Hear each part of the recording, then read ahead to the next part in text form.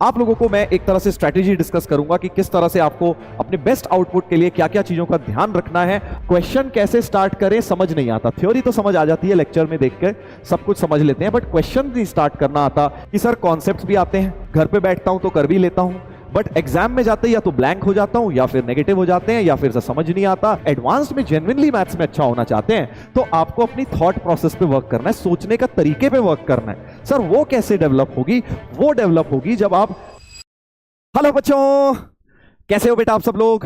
तो बच्चों आज का वीडियो उनके लिए इंपॉर्टेंट होने वाला है जो बच्चे इस साल क्लास 12 के बाद गैप ले रहे हैं यानी ड्रॉप ले रहे हैं और उसके बाद दोबारा से आईआईटी जेईई के लिए तैयारी कर रहे हैं। आप लोगों को मैं एक तरह से स्ट्रैटेजी डिस्कस करूंगा कि किस तरह से आपको अपने बेस्ट आउटपुट के लिए क्या क्या चीजों का ध्यान रखना है और साथ में क्या क्या आप लोग प्रॉब्लम फेस करते हैं उनके भी मैं आपको सोल्यूशन बताने की कोशिश करूंगा। ठीक है, तो जो भी बच्चे मुझे नहीं जानते हैं, मेरा नाम सामने लिखा हुआ है बेटा, मेरा नाम तरुण खंडेलवाल है। मैं आईआईटी जेईई की मैथ्स पढ़ाता हूं, बहुत सारे बच्चे जानते भी होंगे बट कुछ बच्चे नहीं भी जानते हैं। मैंने खुद बेटा ड्रॉप ईयर में आईआईटी जेईई क्रैक किया हुआ है with all India rank of 289। तो मैं आप लोगों की जो प्रॉब्लम्स हैं जिनसे आप गुजर रहे हैं उनसे बहुत ही भली भांति परिचित हूं। मुझे एग्जैक्टली पता है आप लोग क्या क्या सोच रहे हैं और क्या क्या प्रॉब्लम से आप फेस कर रहे हैं बेटा, क्योंकि मैं भी उन सब प्रॉब्लम से गुजर चुका हूं। चलिए तो स्टार्ट करेंगे विदाउट वेस्टिंग एनी टाइम। तो आज के वीडियो में सबसे पहले मैं आपको कुछ कॉमन मिस्टेक्स बताऊंगा कि क्या ड्रॉप ईयर में हम लोग गलतियां कर देते हैं, क्योंकि अगर गलतियां अवॉइड करें तो ऑटोमेटिकली सिलेक्शन के चांसेस बढ़ते जाते हैं। साथ में खुद की स्ट्रैटेजी कैसे बनाएं, कोई एक जनरल स्ट्रैटेजी ड्रॉप में काम नहीं कर सकती बेटा। हर एक बच्चा अलग स्टेट पर है, हर एक बच्चे ने 11th 12th में अपनी तैयारी डिफरेंट लेवल पर करी है। कोई हो सकता है बिल्कुल फ्रेश ड्रॉप कर रहा हो, उसने कभी जेईई की तैयारी नहीं करी। कोई हो सकता है जिसने 2 साल करी हो, किसी ने 1 साल करी हो, कोई सेकंड ड्रॉप ले रहा है। बहुत मल्टीपल स्टेजेस पे हो सकते हैं ड्रॉपर्स। तो आपको अपनी पर्सनलाइज स्ट्रैटेजी बनानी है, वो भी मैं आपको बताऊंगा। साथ में मैथ्स के पर्पज से, मैथ्स के पॉइंट ऑफ व्यू से आपका क्या रोड मैप होना चाहिए, क्या तरीका होना चाहिए, क्योंकि बहुत सारे बच्चों को मैथ्स टफ लगती है। मैथ्स ही रैंक डिसाइडिंग सब्जेक्ट होता है, तो उसमें आपको मेन प्रॉब्लम्स क्या क्या आती हैं उन प्रॉब्लम्स को डिस्कस करेंगे और उनका सॉल्यूशन डिस्कस करेंगे। ठीक है, चलिए तो मैं तो बहुत एक्साइटेड हूं इस वीडियो को लेकर, क्योंकि मैंने इसमें बहुत ही सोचकर, काफी दिमाग लगाकर वो सारी प्रॉब्लम्स आइडेंटिफाई करी हैं जो एज अ ड्रॉपर मुझे आती थी, और हो सकता है आप में से बहुत सारे लोग इसे लिंक कर पाए। चलिए तो देखेंगे सबसे पहले कॉमन मिस्टेक्स। ड्रॉपर्स जो बच्चे होते हैं ना, कई बार बहुत ज्यादा चीजें ट्राई करते हैं, उन्हें लगता है यार ये बुक कर लेता हूं, वो टीचर को फॉलो कर लेता हूं, ऐसा कर लेता हूं, वैसा कर लेता हूं। Too much of distraction, too much of noise, इससे आपको बचना है। एक चीज करनी है, उसे फॉलो करना है, 100% करना है, right. Wasting time, over thinking, over analysing, बहुत सारी बार हमने देखा है ड्रॉप ईयर में बैठे रहते हैं, सोचे जा रहे हैं, सोचे जा रहे हैं, इस साल भी नहीं हुआ तो, ऐसा नहीं हुआ तो। नेगेटिविटी से बेटा दूर रहना है, अपने आप को रखना है, राइट। और एक ये गलती कई बार सब बच्चे कर लेते हैं कि सर हर चैप्टर को बिल्कुल बेसिक से दोबारा से मैं लेक्चर्स देखने लग जाता हूं। अगर आप फ्रेश ड्रॉपर हैं, आपको नहीं आती हैं चीजें तो समझ आता है, बट अगर आप ऑलरेडी तैयारी कर चुके हैं तो आप क्यों हर एक चैप्टर को बिल्कुल बेसिक से देखेंगे, है ना। जब आपको कोई चैप्टर आता है तो आपको डायरेक्टली उसके क्वेश्चंस को अटैक करना है, क्योंकि अल्टीमेटली प्रॉब्लम सॉल्विंग से ही बेटा जेईई सिलेक्शन होना है। तो ये एक गलती कह लो, या फिर ये कह लो इसका उल्टा भी गलती हो जाती है कि भाई नहीं आता है और फिर भी बेसिक से नहीं पढ़ रहे हैं, या आता है और फिर भी बेसिक से पढ़े जा रहे हैं। तो दोनों ही तरीके से आपको सावधान रहना है। एंड लास्ट में टेस्ट नहीं देना। अभी तो ड्रॉप ईयर आपका शुरू ही हुआ है, 1-2 महीने बीत जाएंगे तो कई बार ऐसा लगता है अभी टेस्ट नहीं देता, अभी मेरी तैयारी नहीं है, तो वो तैयारी कभी पूरी नहीं होगी। ड्रॉप ईयर में बेटा टेस्ट आपको रेगुलरली देने हैं, ठीक है। तो ये बातें ध्यान रखेंगे। कुछ कॉमन मिस्टेक्स हैं, मैंने बहुत समराइज करके बता दी हैं। और साथ में अब खुद की स्ट्रेटेजी कैसे बनाई जाए, मैंने बताया आप लोग अपनी खुद से स्ट्रेटेजी बना सकते हैं। तो सबसे पहले अगर आप फ्रेश ड्रॉपर है, फिर तो देखिए आपको कुछ भी खास नहीं आता, हालांकि उसमें भी आपको स्कूल लेवल तो कुछ चीजें आती होंगी। तो जितने भी आपके चैप्टर्स हैं उनको आपको 3 पार्ट्स में डिवाइड करना है। कौन से 3 पार्ट्स में? एक वो चैप्टर जिनकी थ्योरी और प्रैक्टिस आपने अच्छी तरह कर रखी थी जेईई लेवल की, राइट। अब अगर आप फ्रेश ड्रॉपर हैं तो हो सकता है इस वाले में आपका कोई चैप्टर ना आए। एक वो चैप्टर जिसकी आपने थ्योरी तो अच्छी तरह कर रखी थी और बट प्रैक्टिस उतनी अच्छी नहीं थी।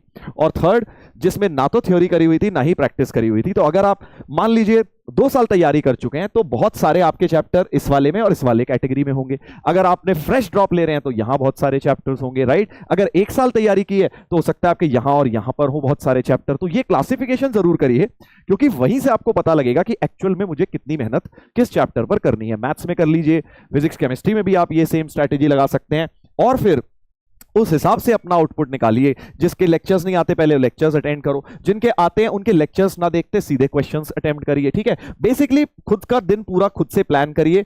जो रेगुलर टाइम है लाइव क्लासेस, उस टाइम क्लासेस देखिए और सेल्फ स्टडी पे फोकस करना है। और प्री क्लास वर्क पे भी फोकस करना है। ड्रॉप ईयर में बहुत इंपॉर्टेंट हो जाता है कि भाई जो टीचर पढ़ाने वाले हैं, जैसे मान लीजिए आपका अभी सीक्वेंस सीरीज शुरू होने वाला है, तो उससे पहले आपको जो भी आता है, थोड़ा बहुत तो आता होगा, बेसिक एनसीईआरटी लेवल का एपी जीपी कुछ तो पता होगा, उसे रिवाइज करके बैठिए, आपको क्लास में आपका आउटपुट डेफिनेटली बढ़ जाएगा बेटा। ठीक है, तो ये कुछ कॉमन चीजें हैं जिससे आप अपनी स्ट्रेटेजी डिफाइन कर सकते हैं।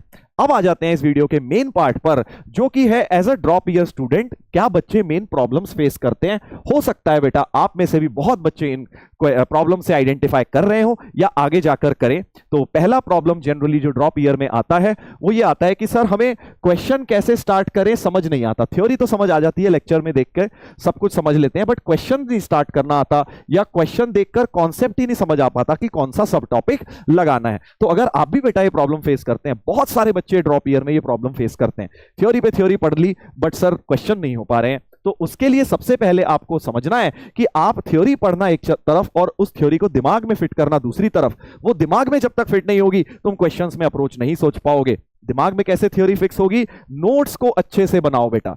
कई बार होता है कि नोट्स क्या बनाने सर, हमारे पास तो है नहीं, या छोड़ देते हैं, शॉर्ट नोट्स बना लेते हैं। ये गलती ना करें, पूरे प्रॉपर नोट्स बनाएं और उनको बार बार रिवाइज करें, बार बार रिवाइज करें। जब आप 2-3 बार हर चैप्टर के नोट्स रिवाइज कर लेंगे ना, तब आप उनके शॉर्ट नोट्स बनाने योग्य बनेंगे। शॉर्ट नोट्स बेसिकली समरी होती है, ये नहीं कि आपने डायरेक्ट समरी बना ली। जब आपके दिमाग में वो सारी बड़ी बड़ी बातें फिट हो चुकी हैं, तो अब आप उसको एक समराइज करके छोटे से पार्ट में शॉर्ट नोट्स कर सकते हैं। जनरली बच्चे गलती क्या करते हैं, सर हम डायरेक्ट शॉर्ट नोट्स बना लेंगे, हमारे पास टाइम नहीं है। तो बेटा टाइम नहीं है, फिर आप शॉर्टकट नहीं मार सकते। आप शॉर्ट नोट्स नहीं बना रहे, आप एक तरह से शॉर्टकट मार रहे हैं, जिससे आपके क्वेश्चंस नहीं होते हैं।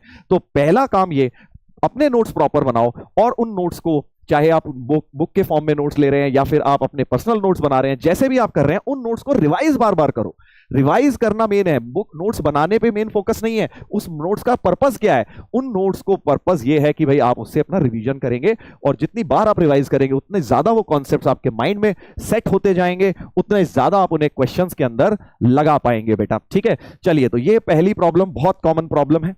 फिर आ जाते हैं एक दूसरी और बहुत ज्यादा कॉमन प्रॉब्लम ड्रॉप ईयर में, कि सर क्वेश्चन तो आता है बट सॉल्व करने में टाइम बहुत लग जाता है। कि सर आइडेंटिफाई भी हो जाता है कि हाँ ये फॉर्मूला लगेगा, बट जब करने जाता हूं कैलकुलेशंस तो इतना टाइम लग जाता है, या कुछ सिली मिस्टेक्स हो जाती हैं, बट हो नहीं पाता। बेसिकली या तो सिली मिस्टेक हो जाती है या नेगेटिव मार्क्स, मतलब गलती कुछ हो जाती है करने में। समझ तो आ जाता है कौन सा टॉपिक लगना है। ये हो सकता है आपका सेकंड लेवल का क्वेश्चन हो। तो इसका बेटा मेन सॉल्यूशन क्या है? इसका मतलब आपको अगर क्वेश्चन में आइडेंटिफिकेशन हो रहा है कि कौन सा टॉपिक लग रहा है, तो इसका मतलब नोट्स तुम्हें पता है, मोटा मोटा तुम्हें फॉर्मूले आते हैं, तुम्हें ट्रिक्स पता है, कॉन्सेप्ट्स पता है। तो आपको क्या करना है कि आपको कम से कम 8 साल के मेंस के पीवाईक्यू तो करने ही करने हैं। कई बच्चे कहते हैं सर हम तो एडवांस के लिए तैयारी कर रहे हैं, हम मेंस के इतने सारे क्यों करें? ये गलत सोच है बेटा। मेंस के अगर आप इतने पीवाईक्यू कम से कम करेंगे तो आपका एडवांस को लेकर भी बहुत सारी चीजों का थॉट प्रोसेस बन जाएगा। तो इसको टारगेट करना है। ठीक है, 8-9 साल के पीवाईक्यूज पिछले 8-9 सालों में इतने पेपर्स हो गए हैं जेईई मेन के कि बहुत बड़ा एक सैंपल साइज हो गया है। उन क्वेश्चंस को आप अटेम्प्ट करेंगे, घर पे ट्राई करेंगे, नहीं होता तो सॉल्यूशन देखेंगे, तब आपका धीरे धीरे करके थॉट प्रोसेस बनेगा, आपकी स्पीड बनेगी। जब आप लिख लिख के ट्राई करेंगे तो आप अल्टीमेटली प्रॉब्लम सॉल्विंग में बेटर होते चले जाएंगे। और उसके साथ जब आप कोई चैप्टर रिवाइज कर रहे हो, तो मान लीजिए आपका टेस्ट आने वाला है क्वाड्रेटिक इक्वेशंस का, आप वो रिवाइज करना चाहते हैं, तो बेटा आपको क्या करना है, कुछ नए क्वेश्चन 20 लेके बैठ जाने और देखना है 1 घंटे में मेरे से हो रहे हैं कि नहीं हो रहे। 25 ले लो, मतलब जितने भी एक नंबर ऑफ क्वेश्चंस लेके बैठ गए, और देखने हैं उसे 1 घंटे में मुझसे कितने हो रहे हैं। हम उल्टा करते हैं, हम 50 क्वेश्चन करने हैं सर, टाइम कुछ नहीं, 2 घंटे लगे, 3 घंटे लगे, 5 घंटे लग जाए, डजंट मैटर। आपको ऐसा नहीं करना है, टाइम को बाउंड करके आपको प्रैक्टिस करनी है रिवीजन करते टाइम। ठीक है, क्योंकि एग्जाम में टाइम होता है, टाइम का ही प्रेशर होता है, जिसकी वजह से सिली मिस्टेक्स होती हैं, नेगेटिव मार्क्स होते हैं। तो इसलिए टाइम का ध्यान अगर आप घर पे रिवाइज करते हुए भी करेंगे तो भी आपको उसका एग्जाम में बेनिफिट मिलने वाला है। ठीक है, तो ये सेकंड प्रॉब्लम हो गई। उसके बाद आ जाते हैं थर्ड प्रॉब्लम, जो इसके बाद नेक्स्ट लेवल की प्रॉब्लम आती है। Sir silly mistakes negative marks हो जाते हैं, वो तो है ही, साथ में टेस्ट में मार्क्स नहीं आते। कि सर कॉन्सेप्ट्स भी आते हैं, ठीक है, क्लिक कर जाता है, घर पे बैठता हूं तो कर भी लेता हूं, बट एग्जाम में जाते या तो ब्लैंक हो जाता हूं, या फिर नेगेटिव हो जाते हैं, या फिर से समझ नहीं आता, या नंबर नहीं आते। बेसिकली नंबर नहीं आ पाते सर, मेरे टेस्ट में कन्वर्ट नहीं होते हैं मार्क्स। तो अगर बेटा आपके भी टेस्ट में कन्वर्ट नहीं होते हैं, तो आपको यह समझना है कि टेस्ट देने की जो कला है वो क्लास में नहीं सीख सकते, वो आप टेस्ट देकर ही सीख सकते हैं। जितने ज्यादा आप प्रैक्टिस टेस्ट देंगे, आप उनके थ्रू सीखिए, उनको एनालिसिस करिए कि टेस्ट में आपने क्या मिस्टेक्स करी, कौन से क्वेश्चन छोड़ने चाहिए थे, कौन से करने चाहिए थे, किस क्वेश्चन में आपने ज्यादा टाइम लगा दिया, किस क्वेश्चन में सिली मिस्टेक कर दी, कौन से क्वेश्चन को आपको देखते ही छोड़ना चाहिए था, कौन से क्वेश्चन में आप स्टक हो गए वहां पे। ये वाली चीजें आपको करनी है एनालिसिस टेस्ट के आके। और कौन से में आपने रिवीजन अच्छी तरह नहीं किया था। तो ये सारी बातें हर टेस्ट को जवाब देंगे। कोई भी टेस्ट परफेक्ट नहीं हो सकता। हर टेस्ट में आपको ये लगेगा काश इससे और बेटर कर लेता, और बेटर कर लेता, बट जितने ज्यादा टेस्ट देते जाओगे तुम उतने बेटर होते चले जाओगे। तो इसलिए आपको जितने ज्यादा टेस्ट दोगे, इसका सॉल्यूशन उसी में है। ठीक है, टेस्ट में मार्क्स अगर नहीं आ रहे हैं तो हो सकता है उसका कारण पहले दो सॉल्यूशंस हो कि भाई आपके नोट्स उतनी अच्छी तरह प्रिपेयर्ड नहीं है, शायद नोट्स आपके रिवाइज नहीं है, इस पे वर्क करो। नोट्स वर्क है तो रिवीजन अच्छी तरह करो, रिवीजन टाइम बाउंड करके करो। और ये दोनों चीजें जब अच्छी हो गई हैं तो खूब सारे टेस्ट दो, टेस्ट में मार्क्स डेफिनेटली आने शुरू हो जाएंगे। ठीक है ना। चलिए, तो ये हो गया है प्रॉब्लम नंबर 3। अब आ जाते हैं प्रॉब्लम नंबर 4। बहुत बच्चे ड्रॉप ईयर में इस प्रॉब्लम से आइडेंटिफाई करेंगे, स्पेशली वो बच्चे जो 2 साल तैयारी कर चुके हैं कि सर मेंस लेवल तो हो जाता है हमसे, मेंस लेवल तो हो जाता है सर, मेंस हमारा ठीक ठाक स्कोर भी आ गया, बट एडवांस के क्वेश्चन देखते ही स्पेशली मैथ्स में ऐसा लगता है यार कैसे होगा, हो ही नहीं सकता, है तो मैं सोच ही नहीं पाऊंगा, मैं तो कभी नहीं सोच सकता, इतनी डिफिकल्ट बातें मैं कर ही नहीं सकता।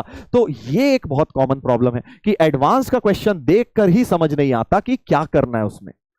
तो अगर आप भी इस प्रॉब्लम से जूझ रहे हैं या गुजर रहे हैं या गुजर चुके हैं और चाहते हैं कि इस साल ड्रॉप ईयर में आपको ये प्रॉब्लम ना आए, तो बेटा आपको 2-3 चीजों का ध्यान रखना है। एक तो आप मिक्स टाइप के क्वेश्चन प्रैक्टिस करो कि जिसमें 1-2-3 चैप्टर्स मिक्स होकर एक साथ लग रहे हो, उनकी प्रैक्टिस करिए। थॉट प्रोसेस डेवलप करने की कोशिश करिए। देखिए, एडवांस्ड और मेंस में मेन फर्क क्या होता है कि थोड़ा डिफिकल्टी लेवल क्यों ज्यादा लगता है, क्योंकि सोचना ज्यादा पड़ता है। मेंस में कई बार स्पेसिफिक टाइप ऑफ प्रॉब्लम है, उसी तरह के रिपीट हुए जा रहे हैं, 80-90% पीवाईक्यूज भी वैसे ही मिलेंगे। नए तरीके के क्वेश्चंस मेंस में थोड़े कम आते हैं, हालांकि पिछले कुछ सालों से आ रहे हैं, बट थोड़े कम आते हैं एडवांस के मुकाबले। तो अगर आप एडवांस में जेन्युइनली मैथ्स में अच्छा होना चाहते हैं तो आपको अपनी थॉट प्रोसेस पे वर्क करना है, सोचने का तरीके पे वर्क करना है। सर वो कैसे डेवलप होगी? वो डेवलप होगी जब आप डायरेक्टली एडवांस के पीवाईक्यू नहीं कर रहे। मेंस की तरह नहीं होती एडवांस की स्ट्रेटेजी कि आपने डायरेक्ट पीवाईक्यूज लगा लिए और हमारा काम हो गया एडवांस में। नहीं, आपको एडवांस के पीवाईक्यूज तक पहुंचने के लिए बहुत सारी चीजों के थ्रू गुजरना पड़ेगा। सबसे पहले मेंस के 8-9 साल के अपने होने ही चाहिए पूरे। उसके बाद आपने किसी भी चैप्टर में एडवांस के पीवाईक्यू पहुंचने से पहले उसका मॉड्यूल में से डिफिकल्ट क्वेश्चंस करिए, multiple correct type, integer type, passage, matrix match type questions करिए, या किसी बुक से करिए, या मॉड्यूल से करो, या असाइनमेंट से करो। अल्टीमेटली आप डायरेक्ट नहीं अटैक कर सकते एडवांस के पीवाईक्यू। उसकी थॉट प्रोसेस बनाने के लिए डिफिकल्ट लेवल के असाइनमेंट जरूर फॉलो करिए। बैचेस के अंदर हम लोग प्रोवाइड करते हैं, आप वो वाले फॉलो कर सकते हैं, मॉड्यूल फॉलो कर सकते हैं, या कोई भी मार्केट में आपको लगता है बुक मेरे पास है, आपको लगता है ये वाली अच्छी बुक है, ये मेरे पास है, तो उसमें से आप जरूर क्वेश्चन अटेम्प्ट करिए। हो शुरू में हो सकता है 50 अटेम्प्ट करो, 10 ही क्वेश्चन हो, कोई बात नहीं। अल्टीमेटली आपको 50% क्वेश्चंस उनके एम करने। अगर 50-60% आपसे होने लग गए तो आपका मतलब लेवल ठीक ठाक डेवलप हो रहा है एडवांस्ड के लिए। ठीक है, तो मेंस के लिए डायरेक्ट पीवाईक्यूज करो, कोई प्रॉब्लम नहीं, बट एडवांस्ड के लिए पहले पीवाईक्यूज से पहले थॉट प्रोसेस बनाने के लिए कुछ बढ़िया लेवल के सवाल जरूर कर ले, तभी आपका सोचने का तरीका डेवलप होगा, तभी आप एडवांस के क्वेश्चंस में सोच पाएंगे बेटा। ठीक है, तो ये स्ट्रैटेजी लगाएं जिन बच्चों को एडवांस वाले पार्ट में प्रॉब्लम आती है। ठीक है, तो ये कुछ 4 मेजर प्रॉब्लम्स मैंने आप आइडेंटिफाई करी जो मुझे ऐसा लगा ड्रॉप ईयर में बहुत सारे बच्चे फेस करते हैं, और इनके सॉल्यूशंस भी बताएं आप लोगों को। ठीक है, तो इस पे वर्क करिए, आई एम श्योर आपको बेनिफिट होगा। बाकी सिंपल सी बात तो देखो यही है कि इस छोटे से वीडियो का अगर पूरा सारांश निकाला जाए, समरी निकाली जाए, कंक्लूजन निकाला जाए, तो आपको कंसिस्टेंट रह के हार्डवर्क करना है, जल्दबाजी नहीं करनी है, फुल फोकस होके एफर्ट करते रहिए, धीरे धीरे आपका लेवल बढ़ता जाएगा। और ध्यान रखना है उन सब बातों का जो मैंने बताई हैं। जिस भी प्रॉब्लम से आप आइडेंटिफाई करते हो कमेंट्स में जरूर बताइएगा कि सर हाँ ये वाली प्रॉब्लम हमारे साथ है, और उसके सोल्यूशन पे वर्क करना है। ठीक है, मैं इस तरह का वीडियो नहीं है कि बस बता दिया हाँ ऐसा होता है, मैंने प्रॉपर हर चीज का सोल्यूशन भी बताया है, और उसको अगर आप फॉलो करेंगे तो डेफिनेटली आपको बेनिफिट मिलेगा। मुझे तो मिला था यार, देखो मुझे ड्रॉप ईयर में मेरे साथ मेन प्रॉब्लम थी प्रॉब्लम सॉल्विंग की। मैंने क्वेश्चंस ही सॉल्व नहीं करे थे 12th तक, मैं बस सॉल्यूशन समझ लेता था। जब टीचर्स डिस्कस कराते थे तो मैं सॉल्यूशन समझ लेता था, 12th तक अटेम्प्ट करके नहीं आता था, टेस्ट बहुत कम देता था। तो ये 2 मेजर प्रॉब्लम्स मेरे साथ थी। ड्रॉप ईयर में मैंने इन्हें आइडेंटिफाई किया और इन पे वर्क किया, खूब प्रैक्टिस करी और हर हफ्ते टेस्ट दिया। जहां से जो टेस्ट पेपर मिल रहा है, किसी का कोई पुराना टेस्ट बैठ के घर पे बैठ के दे दिया, एग्जाम सेंटर पे जाके दे दिया, खूब सारे टेस्ट दिए। और उसके बाद अच्छा रिजल्ट आ गया। उसके बाद जेई भी एक जस्ट अनदर पेपर बन गया था मेरे लिए उस दिन भी, राइट। तो आप भी इस स्ट्रेटेजी को फॉलो कर सकते हैं। और इसके साथ मैं आप लोगों को बहुत बहुत धन्यवाद कहूंगा and wishing you all the best. आप बढ़िया करिए, अच्छी रैंक लेकर आइए इस साल, और रिजल्ट में फिर हम लोग मुलाकात करेंगे। बहुत बहुत धन्यवाद।